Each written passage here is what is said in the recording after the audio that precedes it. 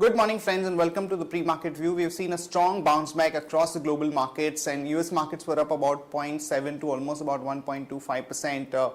Main action was in the technology space following the decision by the Dell to take the company private. So we saw very strong action across the technology stocks.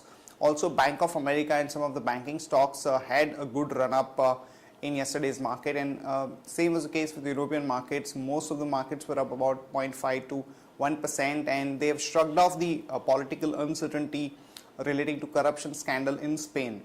When we look at the Asian markets, the Nikkei is up almost about 2.5 to 2.75% as the yen has corrected against the dollar to almost about 94 levels.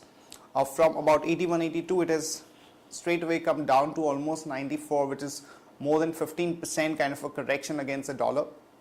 And talking about the flows, the FIs were net buyers to the tune of about 489 crore in the cash market, and the domestic institutions were sellers to the tune of almost about 940 crore.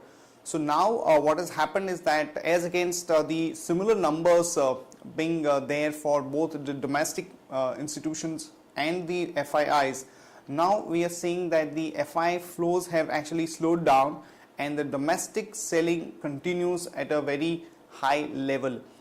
The feel in the market is that as the NTPC offer for sale is likely to get concluded by tomorrow, that is Thursday, the selling by the domestic institutions could come to a halt. Also, we have seen that in the futures market in the past 2 days, the FIs have sold to the tune of about 1400 crore, which was a matter of concern.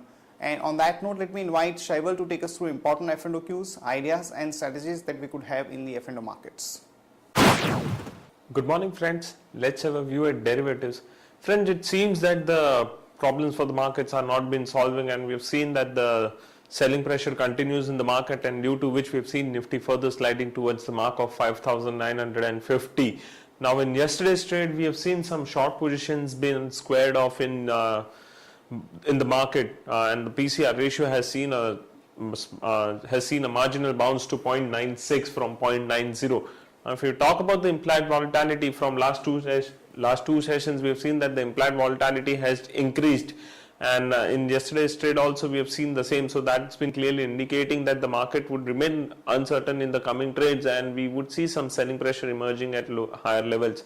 Now, talking about the strikes, what we have seen is that 5,800 and 5,700 put are the new entrants and have seen a good activity on the option side, whereas the focus from the 6,200 and 300 call option has shifted to 6,100 and 6,000 call options. So going forward, 6,000 on closing basis would act as a hurdle for the market, and as we are trading below our VWAP, the market breadth is also weak, so any rise in the market can be taken as an opportunity to go short, and 6,000 on closing basis, as I said, would act as a hurdle for the market.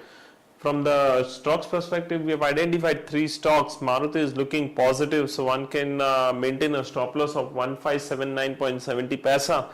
Dr. Reddy is looking weak, so one can maintain a stop loss of 1933.40 paisa, and Infosys is also looking weak, so one can maintain a stop loss of 2809. Thank you. Here are the important news and events that we are tracking today. First of all, the NTPC divestment decks have been cleared, and the floor price is likely to be about 145 rupees per share, which is about 7% discount to the current market price.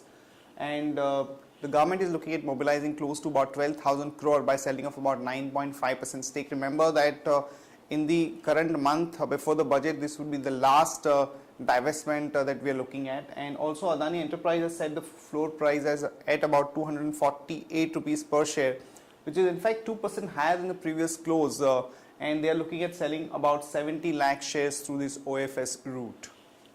Important results announcements today. Cipla, we are looking at a net profit of about 360 crore and a top line growth of about 19 to 20%, and the net profit growth could be about 33%. And in case of Apollo Tyre, we are looking at a net profit of about 204 crore. BHAL has got the order of about 2,854 crore. After a long time, we are seeing some kind of an inflow in BHAL, and we've seen that most of these power stocks have corrected quite sharply. So this news could provide some kind of a rebound. So one can go long on BHAL with a stop loss of 207 and a target of about 217 to about 221.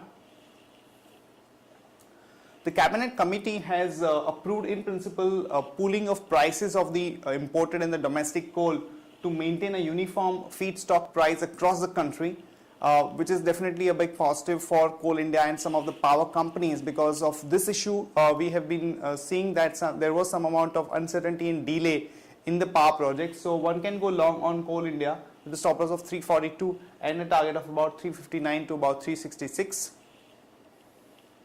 IRB Infra, some positive news as the RBI has allowed the FI limit hike to the tune of about 49%, and similarly for Radico Khetan, the FI limit has been hiked to about 30%. So one can go long on IRB with a stop loss of 116 and a target of about 122 to about 124. Tata Power has bagged a contract to provide technical services to a company in Nigeria. The deal size is not known, but the news is positive, so one can go long on Tata Power with a stop loss of 97 and a target of about 102 to about 104. That's it from all of us, friends. Have a nice trading session and see you tomorrow at the same time.